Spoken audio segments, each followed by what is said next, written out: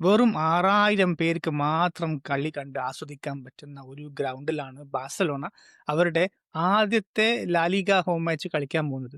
എന്താ കഥ അല്ലേ? കണ്ടറിയാം. Welcome to football bubbles. ഇപ്പൊ നിങ്ങൾ ചോദിക്കുന്നുണ്ടാകും, എന്തുപറ്റി ന്യൂ ക്യാമ്പിന്, എന്തുപറ്റി അതിന് മുന്നേ ഉള്ള സ്റ്റേഡിയം, ആ സ്റ്റേഡിയൊക്കെ നല്ല വലുതാണല്ലോ എന്നുള്ളൊരു ചിന്ത ഉണ്ടാവും അല്ലേ? എന്നാ ഞാൻ പറഞ്ഞു തരാം അതിന്റെ അവസ്ഥ എന്താണെന്നുള്ളത്. കഴിഞ്ഞ സീസണിൽ നമുക്കറിയാം ബാഴ്സലോണ കളിച്ചത് മോൺജുയിക് സ്റ്റേഡിയത്തിലാണ്.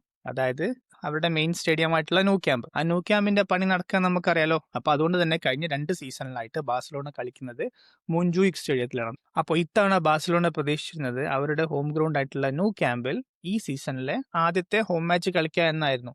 പക്ഷേ പണി അതിന്റെ സമയത്തിന് തീർന്നില്ല.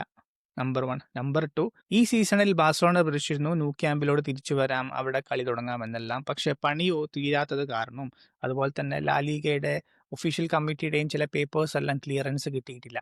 അപ്പോൾ ഈ ക്ലിയറൻസ് ഇല്ലാത്തത് കാരണം ബാഴ്സലോണയ്ക്ക് ഇത്തവണ ഈ ഹോം മാച്ച് കളിക്കാൻ പറ്റുന്നില്ല. അപ്പം അതുകൊണ്ടാണ് ബാഴ്സലോണ അവരുടെ വിമൻ സ്റ്റേഡിയം ആയിട്ടുള്ള എസ്റ്റാഡി യോഹാൻ ക്രൈഫ് എന്ന് പറയുന്ന അവരുടെ വിമൻ സ്റ്റേഡിയം, അവിടെയാണ് വെറും 6000 പേർക്ക് ഇരിക്കാൻ പറ്റുള്ളൂ.